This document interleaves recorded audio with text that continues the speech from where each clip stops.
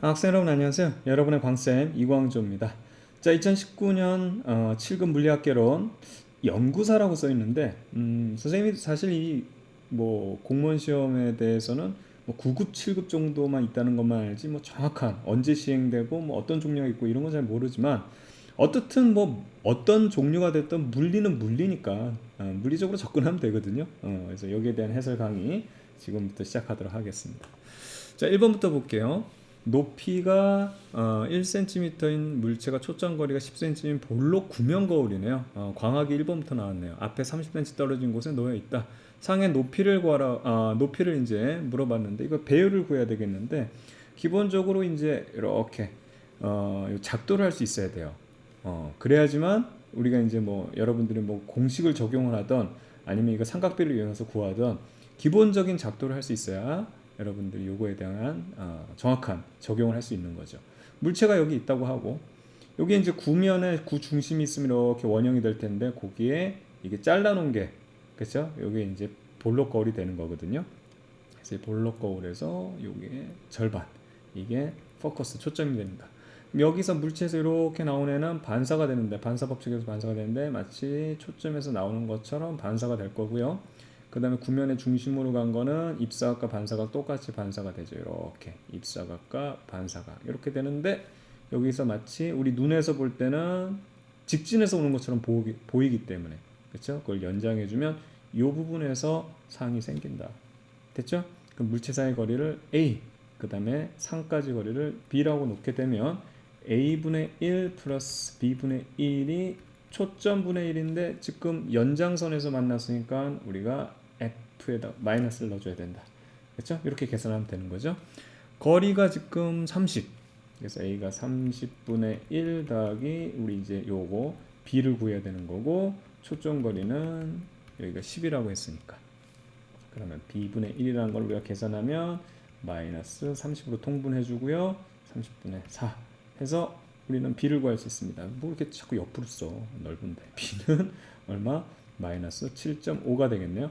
그럼 이제 비율을 얘네들의 배율을 구해야죠. 배율을 얘 이렇게 하는 건데 이게 이제 삼각비를 나타내게 되면 얘나 그 요 크기 대 요 크기나 요거나 요거랑 똑같아요.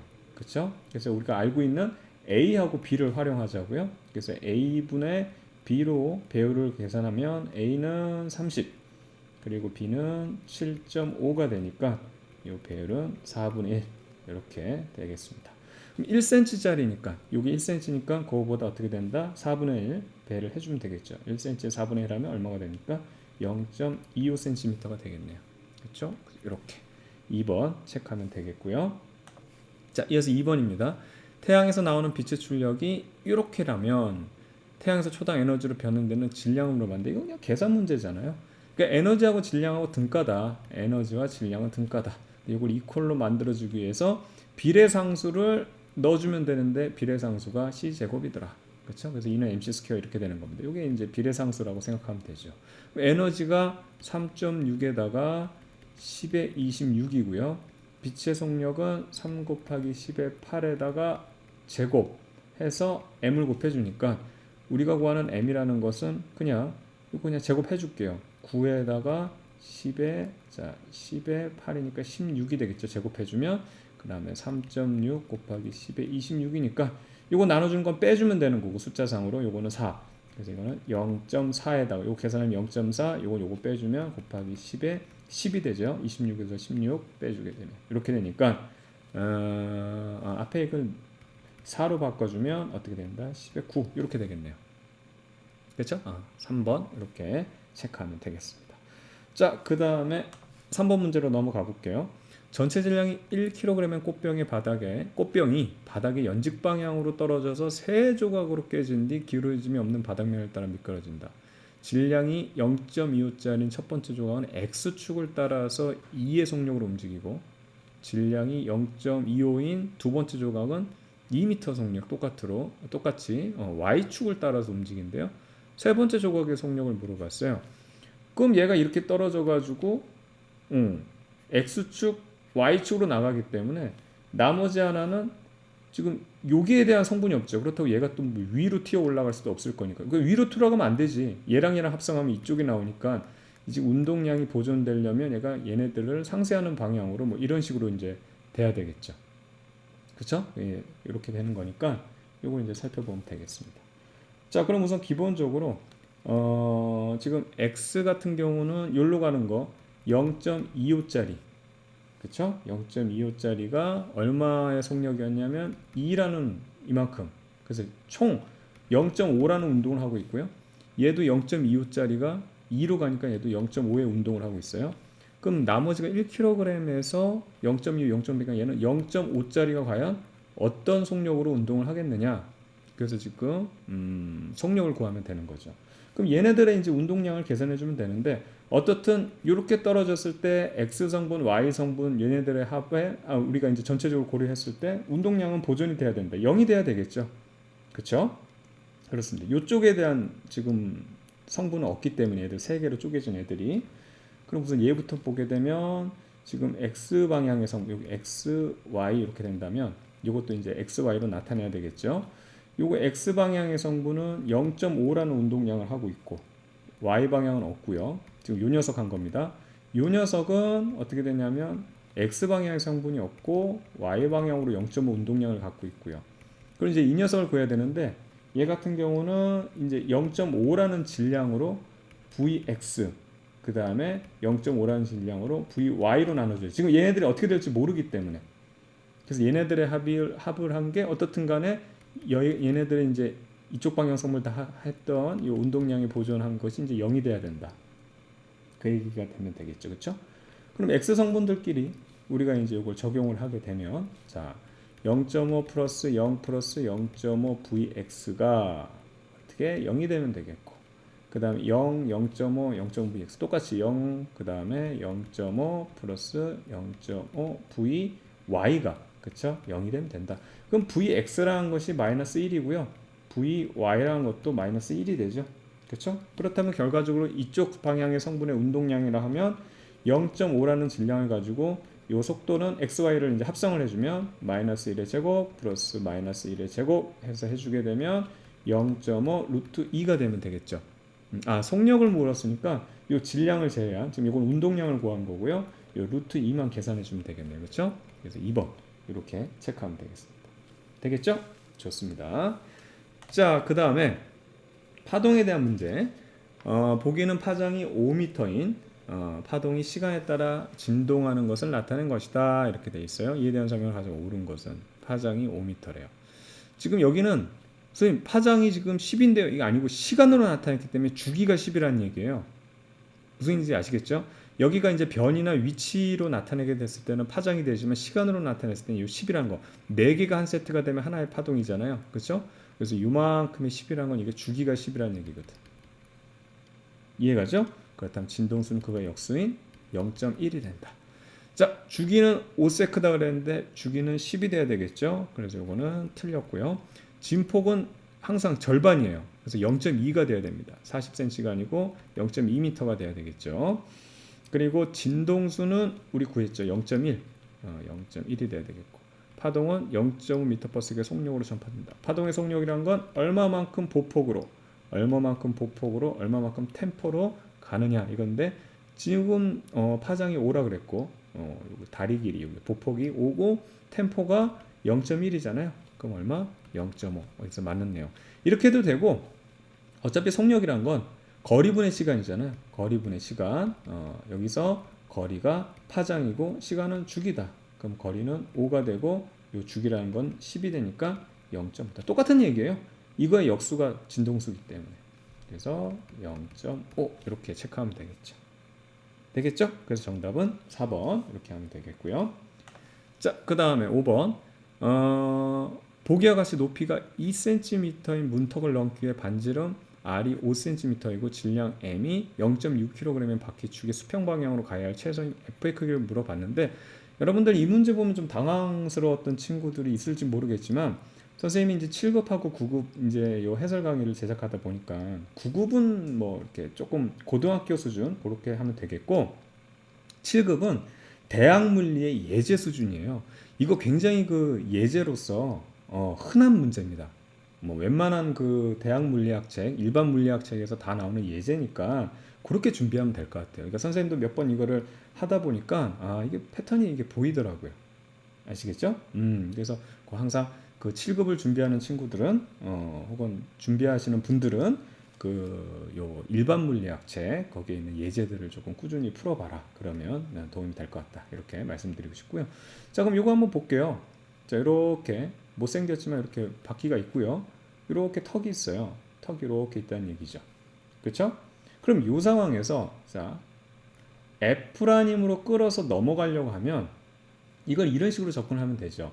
어쨌든 F가 세고 얘는 이거를 밑으로 이제 버틸려고 하는 중력이 있을 거 아니에요. 중력과 요 F랑 해가지고 F가 이겨내면 된다.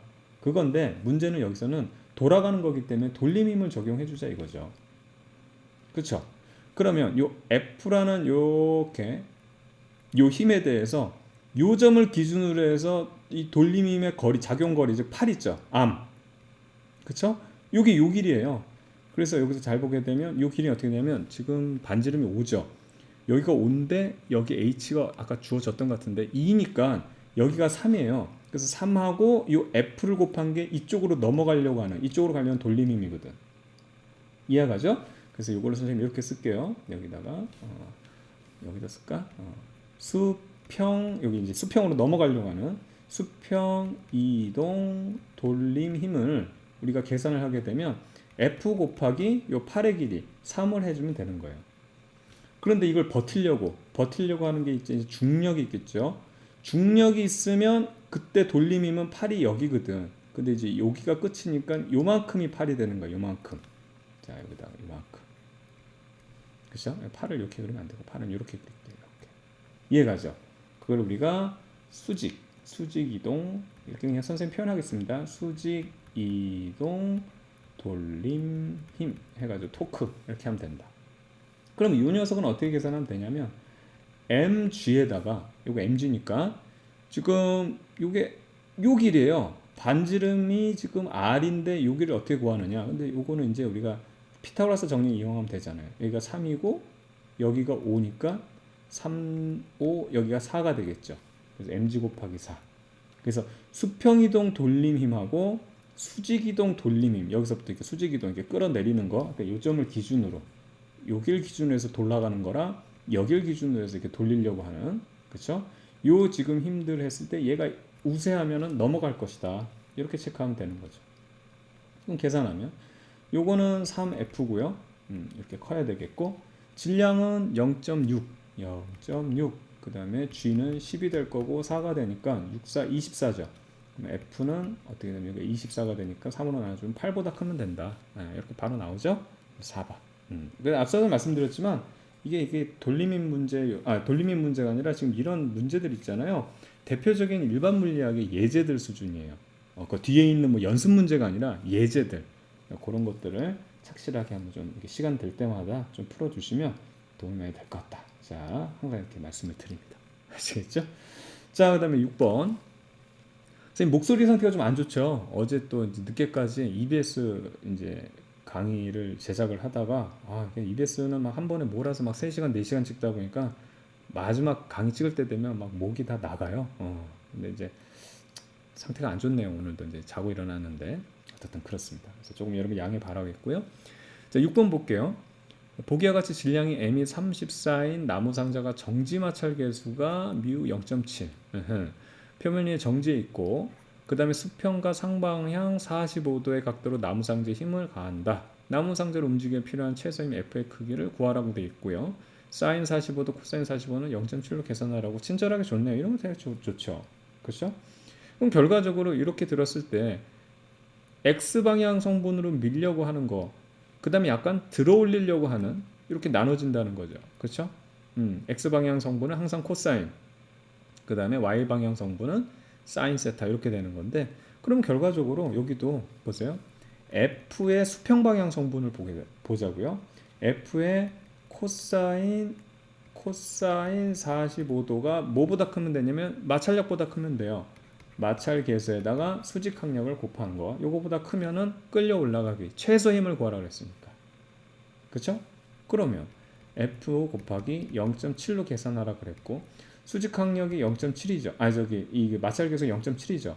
그래서 수직 항력을 구해야 되는데 수직 항력은 여기 보면 그냥 서 있으면 요 mg를 받치고 있는 수직 항력이 mg랑 똑같을 텐데 문제는 얘가 들어주는 효과가 있단 말이야. 사인 성분이 있기 때문에 F 사인 세타 그만큼이 수직 항력에서 어떻게 된다? 빠져야 되겠지. 그래서 결과적으로 이 수직 항력이라는 건 우리가 어떻게 쓸 수 있냐면 수직 항력은 mg라는 중력에다가 F 사인 45도 요만큼이 빼진 게 수직 항력이 되니까 약간 들어줬으니까 그렇죠? 중력을 줄여줬으니까 수직 항력도 그만큼 줄여야 되겠죠. 응? 그걸 해주면 되죠. 그럼 mg가 얼마냐면 340이고요. 340 그럼 빼기 F 곱하기 사인 45도니까 얼마? 0.7이 돼야 된다. 그럼 요거 약분되니까 F는 어떻게 돼요? 340 빼기 0.7F 요거 넘기면 1.7F가 340보다 크면 된다. F는 얼마? 200보다 크면 되겠네요. 되겠죠? 그러면 4번 이렇게 체크하면 되겠습니다. 좋습니다. 자, 7번 볼게요. 태양계밖에 어떤 항성을 도는 행성의 공전 주기가 2년이래요. 공전궤도의 반지름은 지구와 태양 간 거리의 2배로. 그럼 지구 태양 간 거리를 우리가 기준으로 잡으란 얘기네. 이 항성의 질량은 태양의 몇 배인가라고 되어 있는데 한번 보죠. 그럼 기본적으로 태양과 지구를 살펴보자고. 우리 태양님이 이렇게 계시고 지구가 있어요. 이때 거리를 그냥 기준으로 R로 잡고 얘가 이렇게 1년에 한 바퀴 도는 지구 한 바퀴 도는 거를 공전주기 1년으로 잡으면 되겠죠. 맞죠? 태양의 질량을 m으로 하고 요 지구의 질량을 스몰 m이라고 한다면 결과적으로 얘네들의 만륜력이 얘를 붙잡아두는 구심력으로 작용한다는 거야. 즉 GMM 만륜력 하는 거예요. 그러니까는 이게 이제 만륜력이라는 그 F라는 것은 상수 넣어주고 요거 이퀄로 만들어주기 위해서. 그러니까 라지 M이 잡아당기는 거 얼마만큼 거리 R 떨어져서. 근데 이제 이 작용 반작용으로 M도 작용할 거 아니에요. 스몰 M이 또 얘도 힘을 작용해. 이 질량도 그만큼 R 떨어져서. 그렇게 해서 나타나는 게 이게 지우면 어떻게 되냐면 R 제곱 M이 되잖아요. 요 만륜력이 결과적으로 구심력으로 작용한다. 얘를 잡아두는 거. 구심력은 어떻게 R분의 MV 제곱 형태가 된다. 그러면 자, 이 속력에 대한 형태로 나타낼게요. 속력. 왜냐하면 주기가 주어졌기 때문에 얘가 지금 운동하는 거리는 2πr로 주어져 있고 시간이 주어졌기 때문에 우리가 그걸로 속력으로 우리가 얘랑 조합하면 속력을 우리가 나타낼 수 있거든요. 근데 이걸 표현을 하게 되면 속력은 어떻게 되냐? 얘네들이 사라지죠. 이게 굉장히 중요한 내용이에요. 자, 얘네들이 사라지고 그리고 나서 보게 되면 뭐 R도 하나 없어지고 하니까 V는 R G 라지 M 해서 루트 이렇게 해주면 되죠. 이게 의미가 뭐냐면 어떻든 얘가 운동하죠. 얘가 V라는 속도로 운동한다는 거야. 얘가 V라는 속도로 이렇게 운동할 때 얘 입장에서 생각하면 자기가 운동하는 건 누구 때문에? 오로지 얘 때문이라는 거야. 그래서 얘가 등치가 크면 클수록 나는 빨리 움직일 수밖에 없어요 이거예요. 얘가 잡아당기니까. 그리고 거리가 가까우면 가까울수록 이게 거리가 커지는 게 아니고 거리가 짧아지면 짧아질수록 더 빨리 움직일 수밖에 없어요. 그 얘기거든. 그러니까 자기 질량은 상쇄돼. 아까 선생님이 그래서 이렇게 나타냈죠. 이렇게. 이게 뭐냐면 얘는 얘가 나한테 힘주고 있어요. 얘기하는 거고 얘는 제가 힘주고 있어요. 그럼 내가 운동하는 이유는 얘가 힘줘서 그래요. 얘가 잡아당겨서 그래요. 이 얘기가 바로 이 표현이에요. 아시겠죠? 좋습니다. 자, 그럼 이걸 갖다가 우리가 한번 주기적인 개념을 살펴볼 건데 이 주기라는 거는 1이니까 이걸 이제 전체적으로 가는 거 2πr을 어떻게 t로 가면 거리를 시간으로 가게 되면 속력이 나와야 되겠죠. 근데 이거를 바꿔서 이렇게 한번 해볼게요. 속력 우리가 구해놨으니까 하면 주기가 1이 된다. 왜냐면 여기 아까 보니까 공전 주기가 2니까는 이제 주기 형태로 나타내서 서로 비교해서 계산하면 편할 것 같아서. 그러면 이걸 어떻게 나타낼 수 있냐면 지금 지구와 태양 간의 주기라는 것은 1이 되겠고 그것은 2πr을 속력 요거 루트 gm 태양의 질량 그 다음에 r까지 떨어진 거 이렇게 나눠주면 되는 거예요. 됐죠? 자, 그 다음에는 이제 이거 기준 잡아 놓은 거고 어떤 항성이 있다고. X란 항성이 있고 거기에다가 어떤 이제 행성이 있어. 뭐 이거는 이게 질량을 뭐 이것도 그냥 M으로 놓을게요. 근데 관계 없다는 것을 지금 살펴봤죠. 결과 얘가 돌더라도 이 속력 주기 관련할 때는 얘는 자기는 저기 상쇄가 돼서 없어진다니까. 무조건 얘 때문에 그래요. 이 얘기한다고. 근데 떨어진 거리가 2R로 이런 식으로 공전 운동을 한다.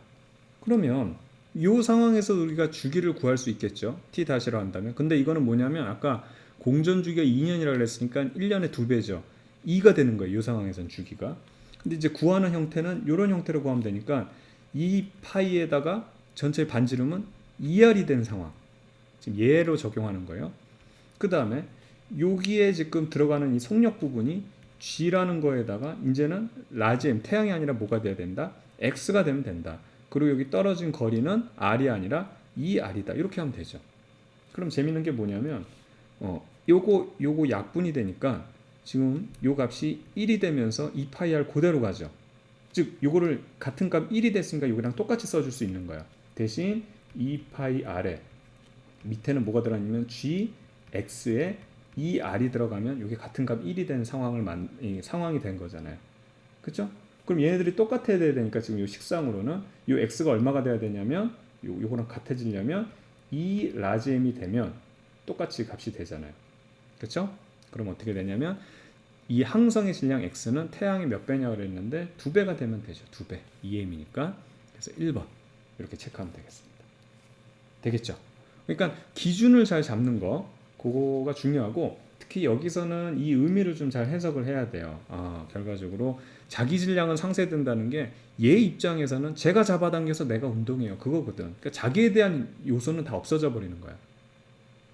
아시겠죠? 이런 의미를 알면서 공부를 해야지 여러분들이 제대로 이해할 수 있을 거라 생각을 합니다. 되겠죠? 좋습니다. 자, 8번 문제 넘어갈게요. 안지름이 4cm인 호수가 지름 0.4cm 구멍이 20개 뚫려 있는 스프링클러에 연결되어 있다.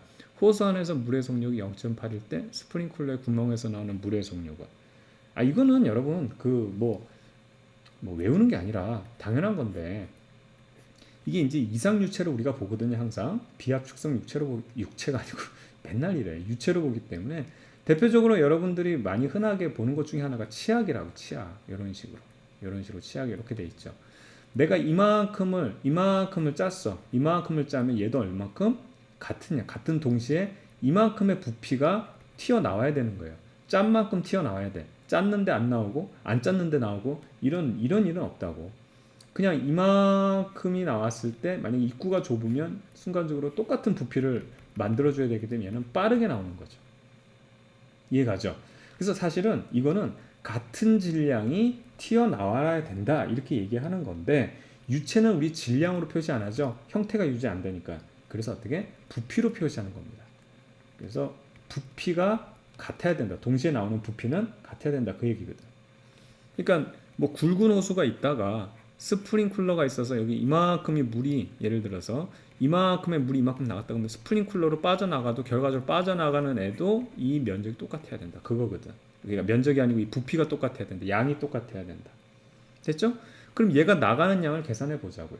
얘가 나가는 얘가 처음에 그러니까 이것도 양을 계산할 때 부피로 계산하면 되기 때문에 면적에다가 높이를 곱해주면 부피가 되죠. 그러니까 요 면적에다가 거기다가 얘가 진행하는 뭐 속력을 곱해주면 이게 부피가 된다고.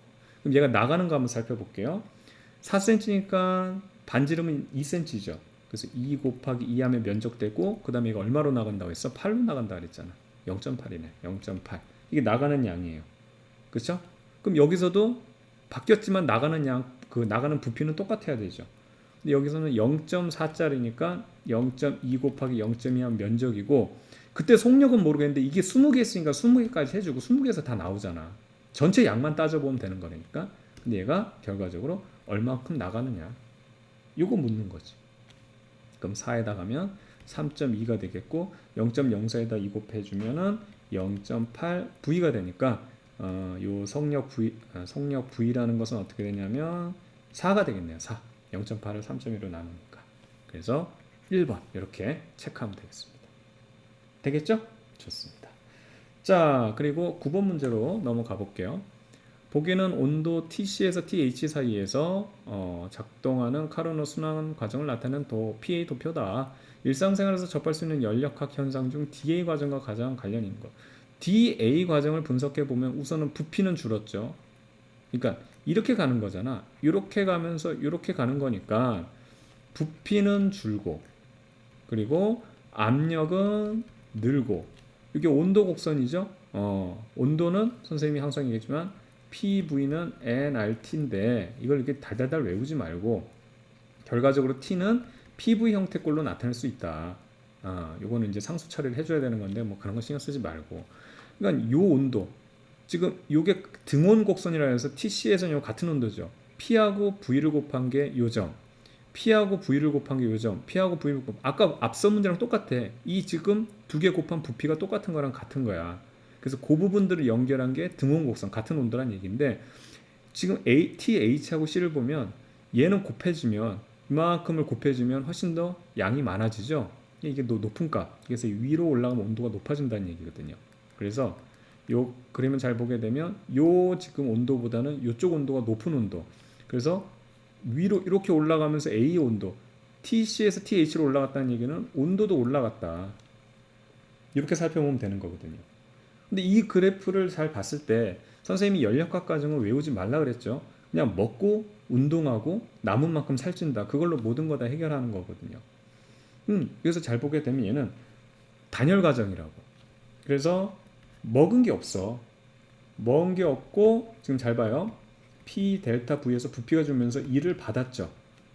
먹은 건 없는데 일을 하면은 살이 빠져야 되지만 일을 받았기 때문에 어떻게? 살이 쪘다 그 얘기야. 그래서 온도 올라갔다는 게 자 표시를 좀 온도 올라갔다는 게 요 얘기고요. 그리고 일을 받았기 때문에 부피는 줄었죠. 봐봐요. 부피는 준 상황에서 기체들이 여기서 막 난동을 피우면서 이렇게 퉁퉁퉁퉁 부딪히는 게 압력인데 부피는 줄었으니까 얘가 통통통통 하는 이 충돌 횟수가 많아지겠지. 거기다가 온도까지 올라갔으니 얘네들이 더 많이 운동하니까 충돌 횟수가 더 많아지겠지. 그래서 압력은 증가할 것이다. 이게 요 얘기입니다. 그러니까 이걸 외우는 게 아니라 이런 식으로 뭐 순서는 관계없고 이런 식으로 이거를 논리적으로 잘 해석할 수 있으면 되는 겁니다. 됐죠? 좋습니다. 자, 그럼 요거랑 관련된 그러니까 단열 압축 이런 용어를 쓰기 싫은데 단열 압축에 관련된 내용 찾으면 되는 거거든요. 선생님 그 용어 쓰기 싫어요. 괜히 뭐 아무것도 아니고 이런 과정을 살펴보면 되는 거예요. 차가운 생수병 주변에 물방울이 맺히는 거는 컵 주변의 수증기 온도가 떨어져 가지고 음결이 되는 거죠. 이거랑 관련이 없고요. 이게 음결에 관련된 거니까. 뜨거운 음료가 담긴 컵이 매끄러운 탁자에서 미끄러지는 건 뭐냐면 컵 주변 컵 그릇이나 그릇 이것도 컵이라고 되어 있는데 컵 안에 이렇게 되어 있으면 이 안에 공기가 있는데 뜨겁다 그랬잖아. 얘가 팽창을 해. 팽창하니까 약간 이렇게 들어 올리는 효과가 일어나죠. 여기는 접촉이 되어 있는 상황에서 이게 공기가 빠져나가지 못하니까 들어 올리는 효과. 그러니까 이 수직항력이 아까 몇 번 문제였지? 아까 몇 번 문제도 이게 수직항력. 아까 뭐 이 문제에서 이렇게 해서 F를 줬더니 요 지금 Y 성분만큼의 수직항력을 줄여줬잖아. 들어줬기 때문에. 그래서 얘가 공기에 얘를 들어주니까 수직항력을 줄여주는 효과가 나타나죠. 그렇다면 우리가 마찰력이라는 거는 거칠기와 그 면에 접촉해 있는 그 정도를 나타내는 수직항력에 비례하는데 얘가 줄어지니까 마찰력이 줄죠. 그러니까 씩 미끄러지는 거다. 그렇죠? 그래서 탁자 위에서 미끄러지는 이유다. 근데 이거는 이 현상하고는 관련이 없죠. 그렇죠? 바로 이 내용이고. 자전거 타이어에 공기를 주입한 동안 타이어가 뜨거워진다. 자, 공기를 주입하니까 온도가 올라갔다 해서 지금 요게 지금 딱 적합하게 걸리는 게 하나가 있어요. 그렇죠? 그럼 문제는 뭐냐면 공기를 주입하니까 공기 양이 많으니까 압력도 커진다. 여기도 딱 적합하게 맞아 떨어지죠. 문제는 공기를 주입하는데 부피가 주는 건가? 요거 헷갈릴 수 있는데 요거는 약간 상대적으로 생각하면 돼요. 타이어에 공기를 막 넣게 되면 부피가 커져야 되죠. 근데 부피가 어떻게 되냐면 일정하죠. 타이어가 막 터지기 전까지는 어쨌든 막 무한대로 커지지 않죠. 공기가 들어가는 걸 위해서 타이어가 커지지 않기 때문에 반대로 얘기하면 어떻게 되냐면 부피가 주는 걸로 생각하면 되는 거예요. 공기가 들어오면 늘어야 되는데 들어왔음에도 불구하고 안 는다는 얘기는 부피가 줄었다고 생각하면 되는 겁니다. 그래서 요게 적용되는 거예요. 아시겠죠? 이게 좀 유연한 사고가 그래서 필요한 거예요. 선생님이 무조건 외우라 그러지 말고 항상 그 강조하면서 순서가 어떻든 간에 자유로운 사고를 하라 그랬죠. 이게 굉장히 중요한 겁니다. 되겠죠? 자, 소화기에서 뿜어져 나온 기체가 매우 차다. 이거는 여러분들 쉽게 말하면 단열 팽창이죠. 이거랑 반대 과정이죠. 갑자기 소화기 입구에서 이렇게 나오면서 여기는 압력이 세잖아. 이게 뭔 그림이야. 소화기 호수가 있으면, 자, 소화기가 이렇게 있어요. 여기서 나올 때 굉장히 큰 압력으로 쏟아져 나다가 여기 주변 압력이 작으니까 얘가 갑자기 팽창을 해버리는 거예요.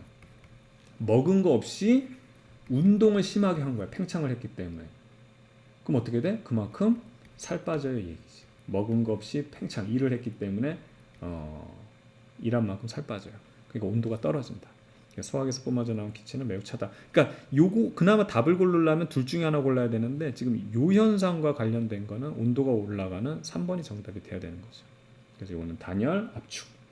그렇죠? 이건 단열, 팽창에 관련된 내용입니다. 되겠죠? 좋습니다. 그래서 3번 이렇게 체크하면 되겠고요. 자, 이어서 10번 문제 볼게요. 이상적인 감압 변압기라고 했으니까 이제 전압을 떨어뜨리는 거죠. 1차 코일의 감압 횟수는 200회, 2차 코일은 50회니까 4배 떨어뜨리는 거네요. 그래서 1차 코일의 전압이 220V 걸었을 때 2차 코일에 얼마의 전압이 걸리겠느냐. 4배 떨어뜨리니까 뭐 사실은 뭐 220을 4로 나눠주면 55V 걸렸네요. 거기에 저항이 5oh짜리가 달려 있으면 이건 뭐 그냥 그 얘긴데 간단하죠. 뭐 저항이 있으면 얘가 5oh짜리인데 여기에 얼마? 지금 여기에 2차 코일에 걸려 있으니까 2차 코일의 전원이 지금 55V니까 55V. 그럼 여기 흐르는 전류는 얼마? 11A가 되겠다. 이제 이런 식으로 체크하면 되겠죠. 그래서 1번 여기 체크하면 되겠습니다. 자, 여기까지 해서 우선 한번 끊어 가겠습니다. 그다음 파트 2에서 이제 11번부터 20번까지 문제 해결하도록 할게요.